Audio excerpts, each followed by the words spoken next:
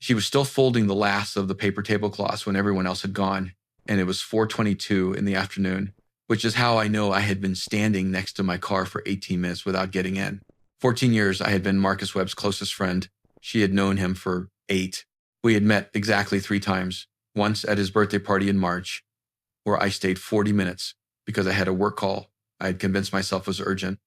Once at a holiday dinner at his apartment, where she spent most of the evening near the window and I spent most of it near the food. And once on a Tuesday afternoon in February when I came to pick up a jacket I had left there and she was leaving as I arrived, and we exchanged about 11 words on the front steps, including hi and sorry, before she went down and I went up. I am not proud of any of that. I should tell you that she had a name, Claire Ashworth, and that I had been told it at least twice.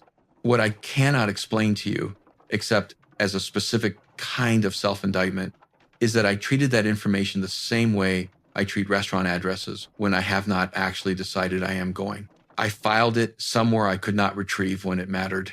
Here is what I did not understand then. Watching her fold that tablecloth in a church parking lot in the last week of October, the particular care she was taking with it was not about the tablecloth. I know that now. At the time, I registered it as a detail and moved on, the same way I had registered her at the birthday party and the holiday dinner and the front steps in February. There is a word for the way I operated in those years. I do not think it is a flattering one. She finished the fold, set the tablecloth on top of a folding table that 2 other people had clearly forgotten to collapse, and then she looked across the parking lot and found me. Not the parking lot generally, me specifically. She crossed the distance between us with a directness that I would later understand was characteristic.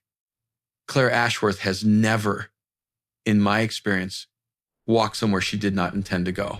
She stopped about 4 feet from me and said, without preamble, I think he wanted us to meet again. I held my car keys. She waited. I said something that was almost a complete sentence. Something about Marcus, something safe and appropriate. And she looked at me the way a person looks at you when they know exactly what you were doing and have decided to let you finish. The sweet gum trees at the edge of the parking lot were copper red and dropping leaves in the wind.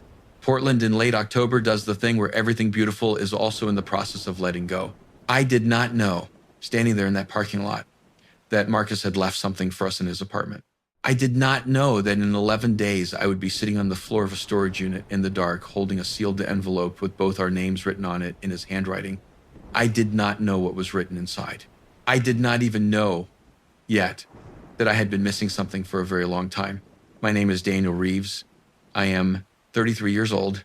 I am a structural engineer at a mid-sized firm in Portland, Oregon, which means that for roughly 45 hours a week, I review load tolerances, sign off on permits, and ask, in various technical forms, the same basic question: how much stress can this structure absorb before something gives?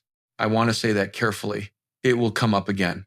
I grew up in Medford, in Southern Oregon, about 4.5 hours from where I live now. My mother taught 3rd grade. My father sold commercial real estate and left when I was 9. Not dramatically, just steadily, the way some men leave. A longer business trip, a shorter phone call, a forwarding address that arrived in an envelope with no letter inside it. I don't talk about that much. I mention it only because it explains something about how I learned to build a life. I learned to keep the load-bearing walls close to the center, where you could see them, and to leave extra room at the perimeter so that when something shifted, the whole thing didn't come down. This is not as functional strategy as it sounds. I moved to Portland at 22 for graduate school, and I met Marcus Webb in the 2nd week of my first semester in a coffee shop near campus when he sat down across from me at a shared table and said, without introduction, "You've been staring at that same page for 40 minutes. Either it's very bad or you're very done." I told him it was both. He said that sounded like a reason to get a drink instead. We went to a bar down the street and talked until midnight, and I walked home thinking I had just met one of those people you do not find easily, the kind who makes you feel like your own company is better with them in it. I was right about that. I was right about that for 14 years. I did not have a large circle. Marcus was not interested in circles either. He had a few people he was fully present for and a large number of people who thought they knew him well. He worked in nonprofit housing development, which suited him because he was exactly the kind of man who noticed what was structurally wrong with a room before he noticed anything decorative about it. He was funny in the specific way that quiet people are funny, carefully and without warning. He beat me at chess exactly once in the fall of 2019 on a Tuesday evening in his apartment. And he was so strange about it afterward that I didn't bring my chess set back over for 6 months. He found that, I think, deeply satisfying. I tell you all of this because I want you to understand what the last year cost. We had not drifted badly. Nothing happened. That is the particular kind of loss I am describing. The drift that comes from both people having lives that got full and neither of them making the call. I told myself there was time. I moved it forward the way you move a dinner reservation when something comes up, just a few weeks, just until the project deadline passed, just until things settled down. Marcus was 3.7 miles from my apartment. I had not been inside his front door in 9 months when he died. He had a heart condition that neither of us knew about. He was 37 years old. He was walking to his car on a Thursday morning in September, and that was that. I found out from a text from his brother Kevin at 11:43 in the morning. I sat in my office chair for about 20 minutes without moving. Then I drove to Marcus's street and parked outside his building and sat in my car for another 40 minutes and did not go in. I don't know what I was waiting for. I think I was waiting for the version of this where there was something to do. There wasn't something to do. I went to the funeral on a Tuesday in October. I wore the good jacket Marcus had told me to get rid of years ago because it made me look like I was attending a corporate function I did not want to be at. He was not wrong. I wore it anyway. I stayed after everyone left. And that is where the parking lot comes in, and the tablecloth, and the woman I had met exactly 3 times who had something to tell me that I was not ready to hear about a man who apparently knew us both better than we knew ourselves. 2 days after the funeral, I drove to a diner called the Copper Fox because I had not been eating regular meals since the Thursday Marcus died, and I had decided that a booth and a laminate menu constituted the minimum acceptable self-maintenance.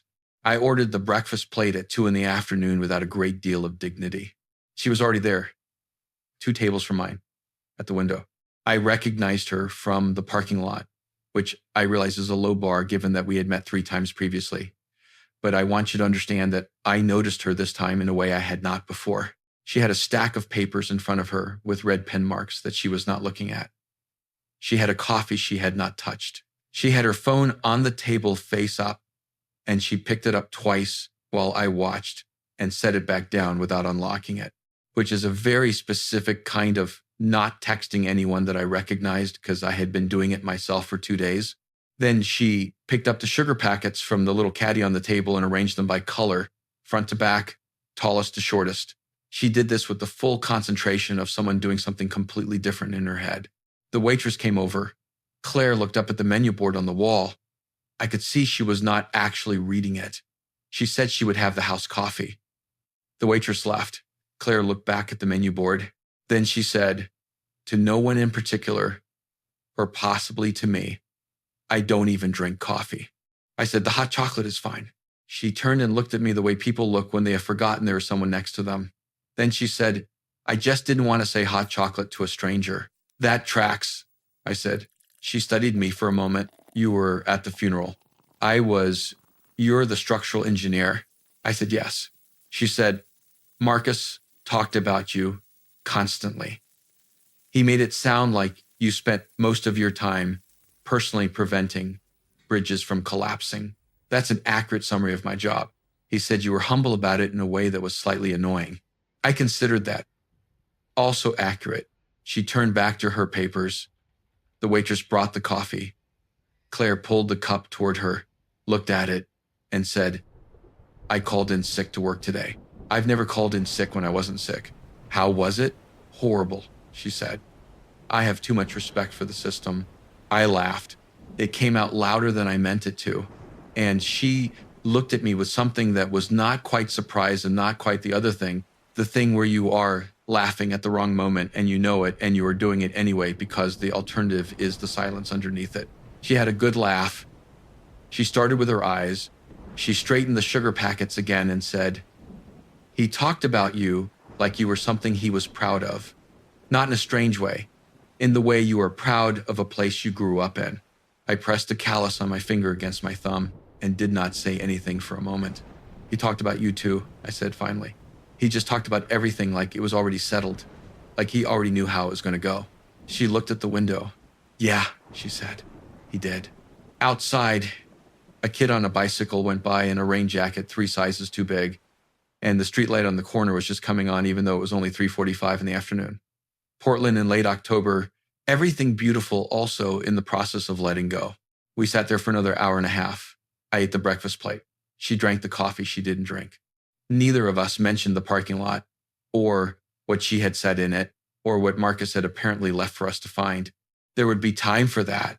We were just two people who had both loved the same person, sitting in a diner on a Wednesday afternoon, running out of excuses to go back to their empty apartments. It felt, at the time, like the most ordinary thing in the world. I know better now. We met at Marcus's storage unit on a Thursday afternoon, 11 days after the funeral, which is how I know the timeline exactly.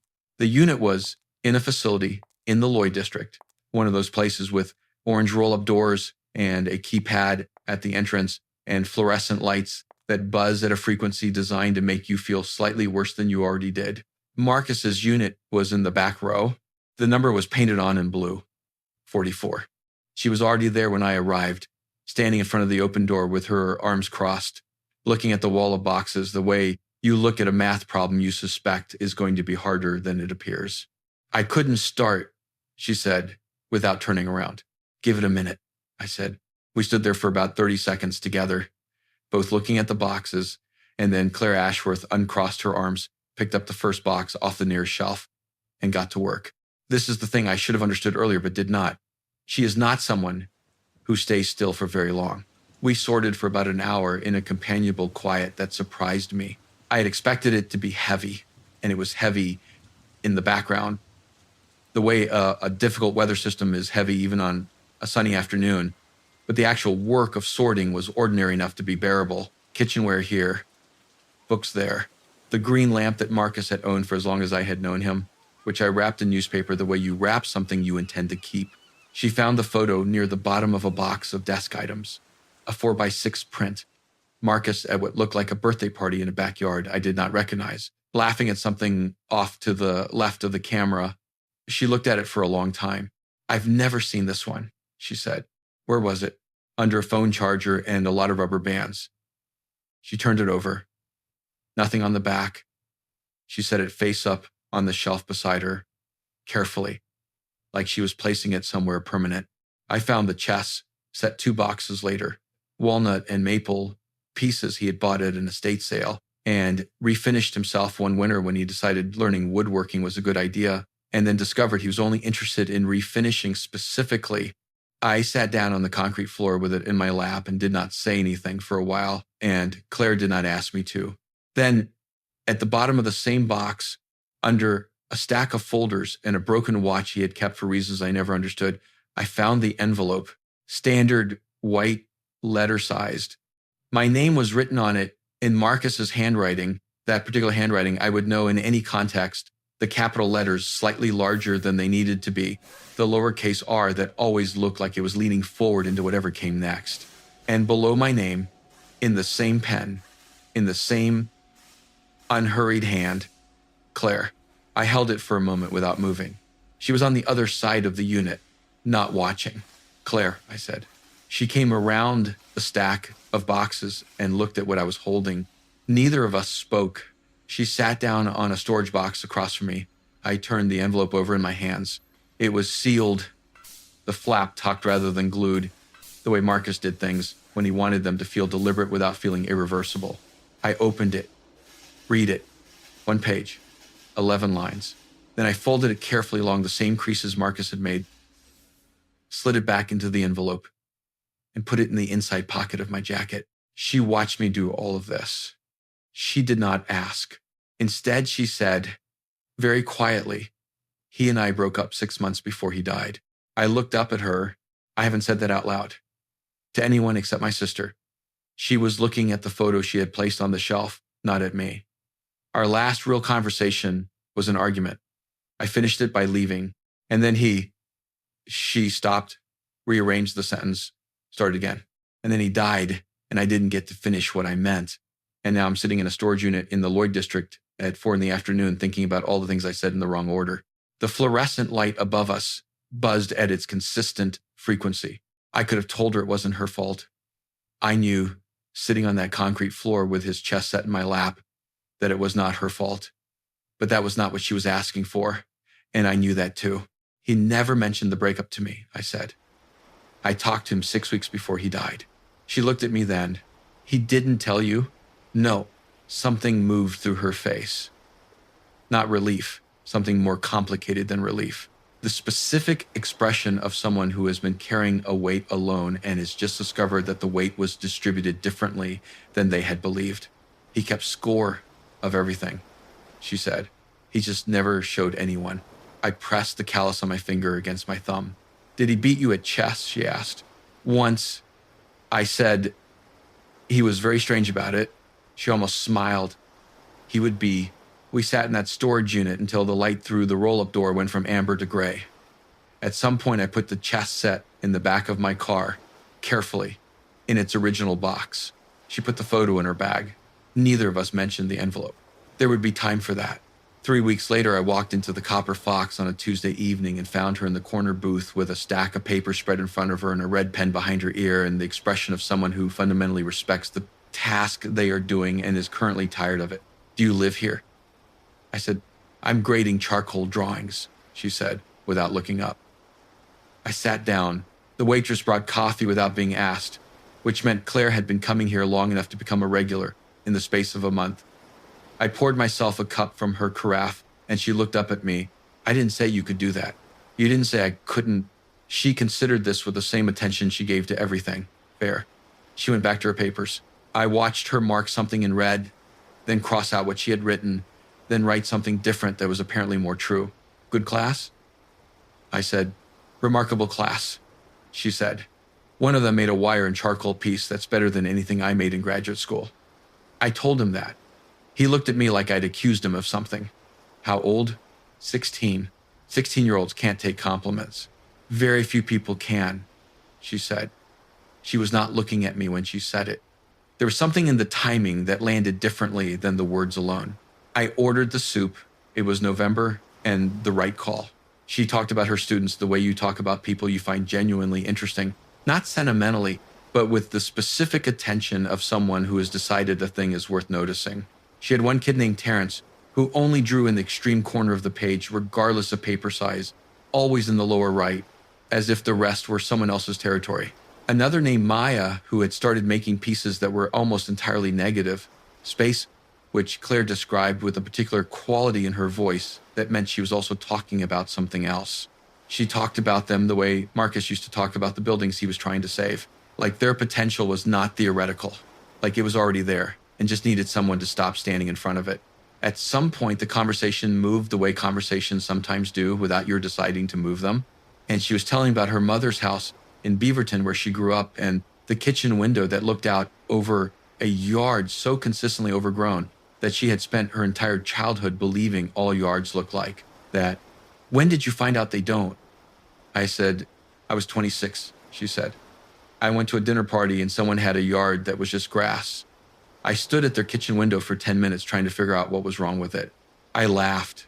Don't, she said, but she was already smiling. You thought the neat yard was the problem. I thought it looked like it was trying too hard, she said. And I stand by that. Outside the window, the rain had started in the particular way. Portland rain starts in November, not dramatically, just steadily, making the sidewalk glossy under the streetlights. A man walked by with an umbrella. A woman walked by without one. Apparently unbothered. Claire was watching the window when she said, I used to be better at this. At what? Talking to people. She pulled the red pen from behind her ear and clicked it once. I went a little inward after Marcus, which I know is not a surprise, but sometimes I forget which parts of myself I put down and where I left them. I pressed the callus on my finger against my thumb, the part that just told me about the overgrown yard. I said, that one seems fine. She looked at me.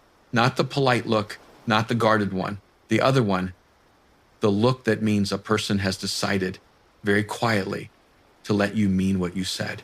Yeah, she said. That part seems okay. She asked to see my work the way people ask when they think they are being polite, briefly, lightly, with no real expectation of being taken up on it. This was in late November, outside the Copper Fox, while she was putting on her coat and I was holding the door. You keep saying you work on bridges, she said. What does that actually look like? A lot of numbers, I said. And then a lot of arguing about the numbers. Can I see? I looked at her. She had her coat half buttoned, and she looked at me with the patient, steady attention she brought to everything. And I said, sure. She came to my office the following Saturday morning, which I had not quite anticipated when I said, sure. I had a large printout of the current pedestrian bridge project spread across my desk, a crossing over Johnson Creek in the southeast, a project I had been struggling with for 2 months because the load distribution on the east anchor point refused to resolve the way my calculations said it should. I walked her through the basics. She asked no questions for the first 10 minutes. Just looked the way she had described looking at her student's wire piece, with the particular attention of someone deciding whether a thing is interesting before deciding what to say about it. Then she said, why is the load concentrated there? She was pointing at the east anchor, the problem spot, because the soil composition on that bank required a deeper footing. And the deeper footing, she tapped the drawing. The load being concentrated here is treating that point like it has to bear everything alone. But the creek bends there, right? So there's a natural counterbalance available on the opposite side that you're routing around instead of using. I looked at where she was pointing. I had been working around the east anchor for 8 weeks. She had been looking at the drawing for 11 minutes. I'm not an engineer, she said quickly. I'm probably wrong. You're not wrong, I said. She looked at me. You're not wrong, I said again. I did not tell her, standing in my office on a Saturday morning in November, that she had just reframed a problem I had been circling for 2 months by coming at it from a direction that had not occurred to me. I did not tell her I thought about it for 3 days afterward. I did not tell her that on Monday morning I went in early and redid the anchor calculations from the East Bank outward, and that they resolved cleanly on the first pass, the way problems do when you finally ask the right question. I told her the project was going well. She smiled in the way she smiled when she already knew something. She texted me at 8:47 on a Thursday evening in early December to say she had accidentally taken a box from the storage unit that had my name on it. I told her she could drop it whenever. She said she was near my neighborhood. The box was on my kitchen counter by 9:15.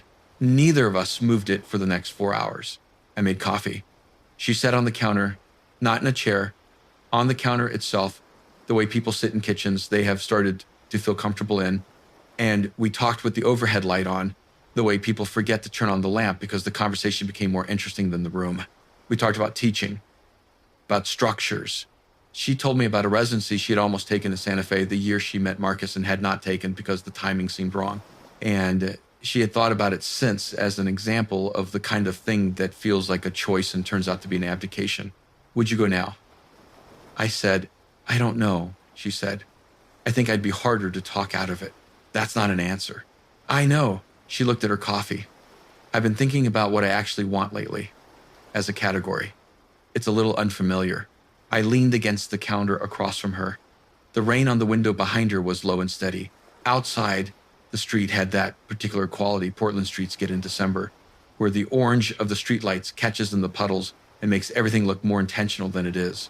I found a voicemail, I said, from Marcus, from April. She looked up. I haven't been able to delete it.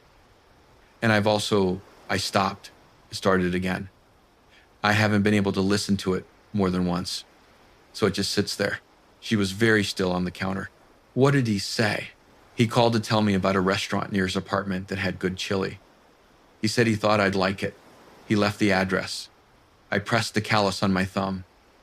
He said, come by sometime. That was it. Claire set her coffee down beside her, very carefully, both hands. He left you a voicemail about chili, she said. He left me a voicemail about chili. She looked at me.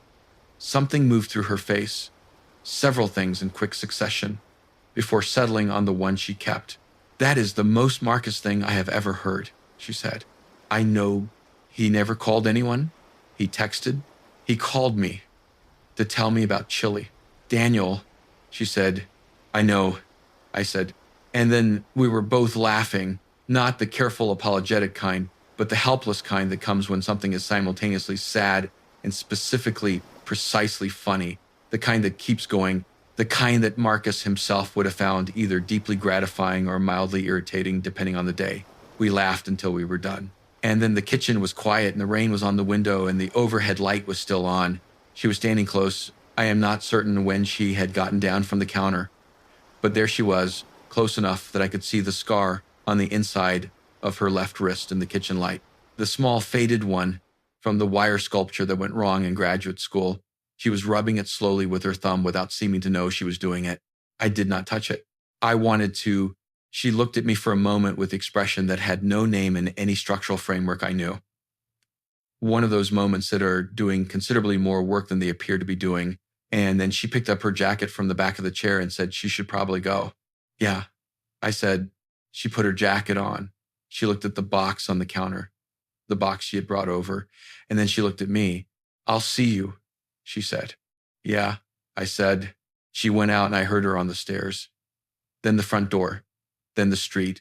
I stood in the kitchen for a while with the overhead light still on. Then I took the chess set out of the closet and set it on the kitchen table and opened the board.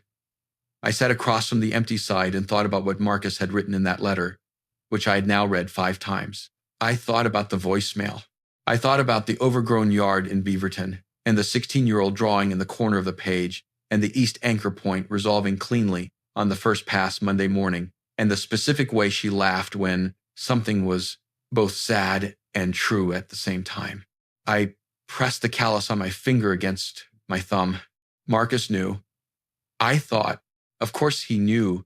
I sat at the kitchen table until midnight without moving any of the pieces, just looking at the board. The rain came and went. The street outside settled into the particular hush of a city turning inward for the night. I was not ready to open the voicemail yet. But for the first time since Kevin's text came through at 11:43 on that September morning, I felt something shift in the weight distribution. Not resolved, shifted, which, in structural terms, is often where things begin. I should tell you something about Kevin Webb before I tell you what he said. Kevin was 5 years older than Marcus and had spent most of his adult life being the person the Webb family called first when something needed handling. He was the one who flew in when Marcus was briefly hospitalized 3 years ago for what turned out to be nothing. He was the one who had managed the storage unit rental, the apartment lease termination, all the paperwork that arrives in the wake of a person's life like a second piece of bad news. He was not a cruel man. He was a man who had lost his younger brother and had found, as some people do in tremendous pain, that controlling the narrative gave him somewhere to put what he couldn't set down. I want you to understand that I know all of that. It does not change what he said or what it was intended to do. It was a Saturday in mid-December, overcast and cold in the way Portland gets cold in December. Not dramatic, just settled, the way damp gets into old walls and stays. Claire and I had gone back to the storage unit to take the last of the boxes earmarked for donation. We were almost finished. She had the system down by now. She labeled, I stacked. We moved through it the way people move through a task. They have done enough times that the task is no longer the point. We had been talking about Terrence, the student who drew only in the corner of the page. He had submitted a piece the day before that had departed from the corner for the first time. Small, she said, maybe 2 inches toward the center, but deliberate. She was trying to decide whether to say something to him or let it be. What would Marcus do? I said. She thought about it. He would write a note on the piece, something that named what he saw exactly, and then he would never mention it again. That's what you should do then. That's what I'm going to do, she said. There was something easy in how she said it. I noticed that. The way it had become easy over the past month to say Marcus's name without the sentence stopping. I was stacking the last 2 boxes when Kevin's truck turned into the row outside. I had not known he was coming. I noticed the change in Claire before I noticed anything else. Just the smallest interruption in the motion she had been, a fraction of stillness moving through her hands before she adjusted and continued. Kevin came in and shook my hand and looked at the organized shelves with genuine approval. He said we had done good work.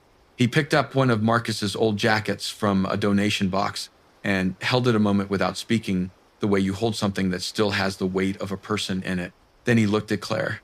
He held the look one beat too long and said, "I'm glad someone's moving on. Marcus always said you were good at that." He meant it as a compliment, I think. The way he said, "I think," Claire looked at him without moving, without straightening anything nearby, without any of the small adjustments she made when something surprised her. This was the stillness of a person absorbing something they have been half expecting. "Kevin," I said. He turned to me with the expression of a man who believes he has said something reasonable. "I'm not criticizing. I'm just noticing it hasn't been very long." He looked away at the shelves, then back. His voice dropped, but the thing underneath it stayed exactly where it was. Marcus still loved her when he died. That's a fact. You can both do with that whatever you want. What do you want us to do with it? I said. He looked at me the way older brothers look at the people their younger brothers trusted most. Not hostile. Assessing. "I want my brother back," he said. "But since that's off the table," he picked up the 2 boxes he had come for, said he would be in touch about the remaining lease documents, left. The sound of his truck reversing out of the row, then the fluorescent light and the storage unit and the 2 of us. Claire was looking at the shelf where she had placed the photo of Marcus 6 weeks ago. It was still there. She had not taken it yet. "I should go," she said. "Claire, I'm fine." She said it the way people say "I'm fine" when they mean "I need to not be standing here right now." She picked up her bag from the floor and walked to the door with a particular steadiness that cost something to maintain. She stopped in the opening. "He's not wrong that Marcus still loved me," she said, without turning around. "I just think that's a more complicated sentence than Kevin knows how to finish." She walked to her car. I watched until I couldn't. I took the photo from the shelf and put it in my jacket pocket. I turned off the storage unit light and rolled down the door and stood in the parking lot for a few minutes in the cold. The thing Kevin had said was designed to land in her, and it had, but the part of it that stayed in me, the part that sat and did not move in the days after, was the part he had also, without quite meaning to, said about me. She did not text for 10 days. I called once on the 3rd day, and she did not answer. I did not leave a voicemail. I sent 2 texts over the following week. Neither required a response. The first was a photo of the completed Johnson Creek Bridge drawings. East anchor corrected. Project filed. No words. Just the drawing. She sent back, "Looks right." I sent nothing after that. I sat with the chess set in the evenings and played against myself, which is a pastime I can recommend if you want a reliable way to feel that both sides of a problem have something to answer for. I sat with the sealed envelope in the inside pocket of my jacket, which I had now read 7 times. I sat with the voicemail I still had not been able to open again. What I kept coming back to was not Kevin's line.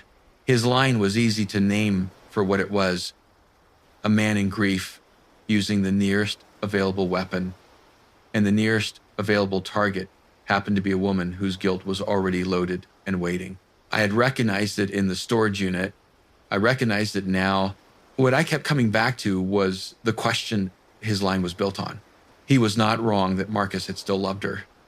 He was not wrong that Marcus had trusted me for 14 years with the weight of his real thoughts. He was not wrong that someone watching from the outside might look at the past 3 months and see something moving in the wrong direction. What Kevin could not see, what Kevin did not have the information to see, was that there was nothing to accuse us of yet. That every single thing that existed between Claire and me had been careful and slow and more honest than anything I had allowed in years. That I had stood in my kitchen at 11:42 at night in the overhead light, close enough to see the scar on her wrist, and done nothing about it because I understood. In the same way I understand load tolerances, in the same professional and personal core of how I know things, that some structures have to prove they can bear weight before you trust them with more. But the accusation had landed in her, not in me, and I could not fix that by staying still. On the 11th day, I called Kevin. He picked up on the 3rd ring. "I know what you were doing," I said, "and I know why, and I'm not calling to argue about it." Kevin was quiet. "Marcus left an envelope," I said, "with both our names on it. I haven't told you because it was addressed to us, not to you. And I think he knew exactly what he was doing when he addressed it that way." "What did it say?" It said what Marcus thought needed to be said, which was knowing him exactly the right amount and not one word more. A long silence. He was my brother, Kevin said. The controlled version of his voice had gone. What was underneath it was just grief, plain and unarranged. I know, I said. He was my best friend. I don't think that's a competition either of us should want to win. Kevin didn't answer. I called to say his name to someone who loved him. I said, that's the whole call. I'm not asking you for anything. Another silence. The kind that is not empty. He talked about you all the time, Kevin said finally. He thought a lot of you he would have wanted. He stopped, started differently. I shouldn't have said what I said to her. I know, I said. I think she might need to hear that directly from you. But that part is between you and her. It's not mine to carry.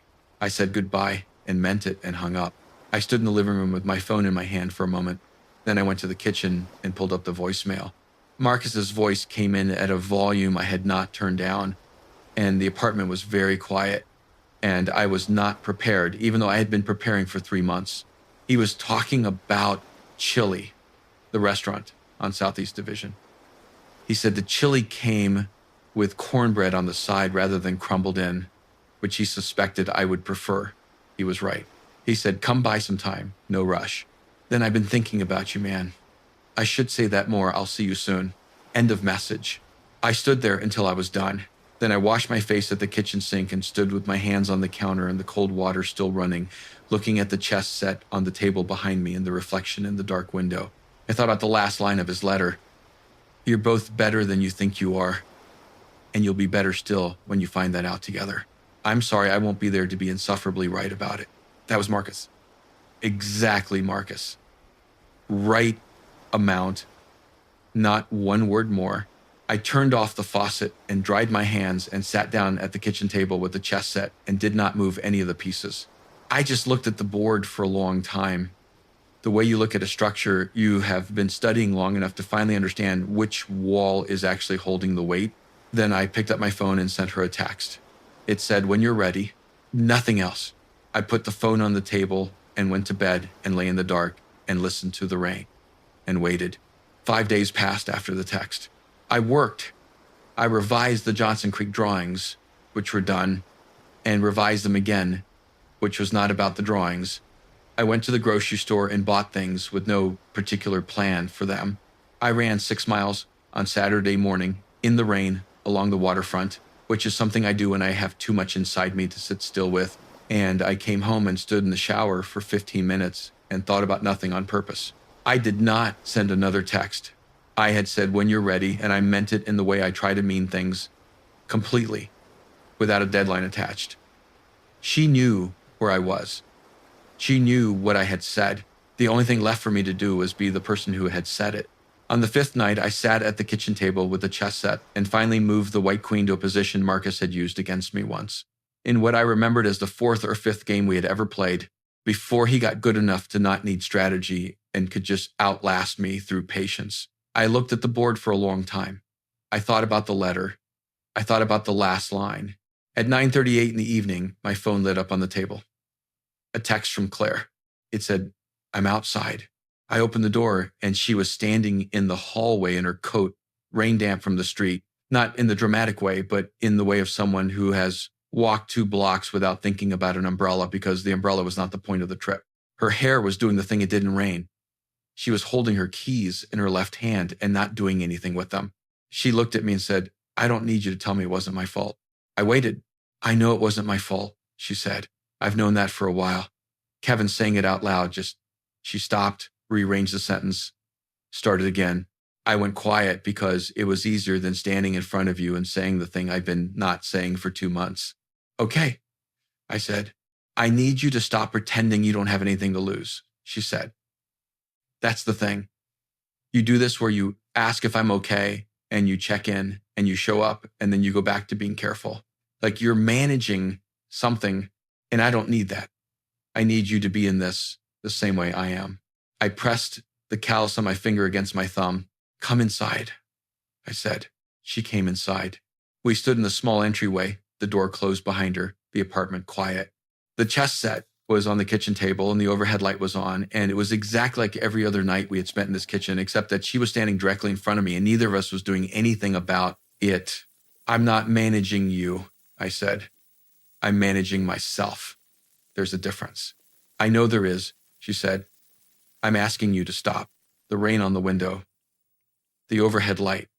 Her keys still in her hand. What do you want, Claire? I said it quietly. It was not a challenge. It was not a test. It was the only honest question I knew how to ask, which was the same question I had been asking myself in various forms for 3 months. Standing in kitchen light, watching her solve problems I had stopped thinking I could solve, listening to her talk about students who drew in the corner of the page and yards that were better overgrown, sitting across from a chess set that belonged to the man who had apparently seen all of this coming and had the particular grace to say so in 11 lines and not one word more. She looked at me for a long moment, and I watched something move through her face. Not uncertainty, something past uncertainty, the thing on the other side of it. And then she said, I want to stop standing at the edge of this. She crossed the 2 feet between us and put her hand against my jaw, and I kissed her, and that was that. It was not a complicated moment. It was the opposite of complicated. It was the specific simplicity of something that has been structural all along, load-bearing, necessary, already holding the weight before you knew to name it. I put my hand over hers where it rested against my jaw. Neither of us said anything. The overhead light was on. Her coat was still damp from the rain. Her keys were somewhere on the entryway floor. The chess set was on the kitchen table behind me, the white queen where I had moved her 40 minutes earlier, and outside the rain continued at its steady Portland frequency, and the street below did the thing where the streetlights caught in the puddles and made everything look more intentional than it was. We sat at the kitchen table eventually, the chess set between us, and she picked up the black queen and turned it in her fingers the way she turned things she was looking at carefully. He told me about you, she said, in the letter. He said you were the most structurally sound person he had ever known, and also the most committed to believing that wasn't enough. That sounds right, I said. He said, you'd be good at this. I looked at her. He said, she stopped, smiled at the chess piece, set it back down in exactly the wrong square, which was not where it belonged, and neither of us moved it. He said, you'd probably need someone to tell you directly. He wasn't wrong, I said. She leaned back in the chair and looked at me with the look I now had a name for, the one where she has decided entirely and without reservation to let you mean what you said. Outside, the rain had gone lighter, barely there, just the sound of it on the window. The apartment was quiet in the way apartments are quiet when the right amount of people are in them. I did not explain what I was feeling. I did not need to. She was already there. 8 months later, on a Saturday morning in August, I was standing at the kitchen counter making coffee when I reached into the cabinet for her mug without thinking about it. This is the specific thing I want to tell you about. The blue one. The one she brought from her apartment in February, the morning after the first night she stayed, which she left on the counter and which I moved to the cabinet and which has lived there ever since. Third from the left, between the white one with a chip in the handle and the tall one I never use. She did not ask me to keep it there. I did not tell her I had. It was one of those arrangements that settled into place without being decided, the way the best arrangements do. She was at the window when I handed it to her.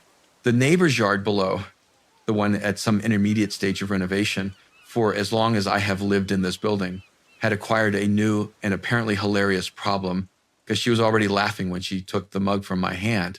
Look at this, she said. I looked. The neighbor had erected what appeared to be a small decorative fence around a single bush. The bush was ordinary. The fence was white painted wood with scalloped edges, approximately 4 times the circumference of the bush. He's protecting one bush, she said. Structurally speaking, I said, that fence is load-bearing for nothing. She looked at me, and then she laughed again, the helpless kind, the kind that starts in her eyes, and turned back to the window. I stood next to her with my coffee and watched the morning do what August mornings in Portland do when the summer has finally arrived, and decided to mean it. The light coming in low across the rooftops, the street below, still quiet, the neighbor's fence casting a shadow on the one bush it was protecting from nothing in particular. She was wearing one of my flannel shirts over her own clothes, the way she did on Saturday mornings. It was a thing I had never said anything about and never would. because some things are better left as facts than made into conversation. The Johnson Creek pedestrian bridge had opened in March. I had gone to the ribbon cutting with the project team and stood on the east side looking at the anchor point, which was holding the way well-distributed weight holds, without drama, at exactly the depth that needed to be. I had texted her a photograph from the ceremony. She had sent back one word, told you I had put my phone in my pocket and gone back to the team.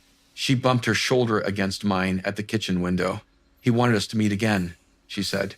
She was not exactly talking to me. She was talking to the window, or to the morning, or to the specific and unrepeatable air of a Saturday in August with the coffee going and the ridiculous fence below, and everything in the apartment arranged the way it arranged itself without either of us deciding. Yeah, I said. He did.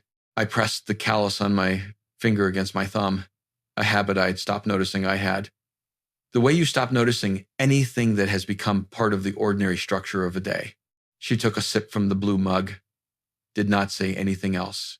Neither did I. We stood at the window and watched the morning for a while. This is the thing about being seen by the right person. It does not make you different. It makes you more of what you already were. The healing is not a recovery from something. It is an arrival at yourself by a route you did not plan, through a city that turned out to be smaller than you thought, to a morning that turns out to be exactly this one, ordinary and specific and quietly irreversible. Some people don't leave when they go. They move to the part of the story that happens next, the part they always believed you were going to get to. Marcus knew. Of course he knew. So let me ask you, what would you have done if your best friend's ex was still standing in that parking lot after the funeral and said something that made you understand he had been keeping a door open for both of you? And have you ever had someone see you clearly at exactly the wrong moment and had to decide what to do with that? Tell me your story in the comments. I read every one. If this one stayed with you, please leave a like. It helps more people find it. And subscribe if you want to be here for the next one. I'll see you then.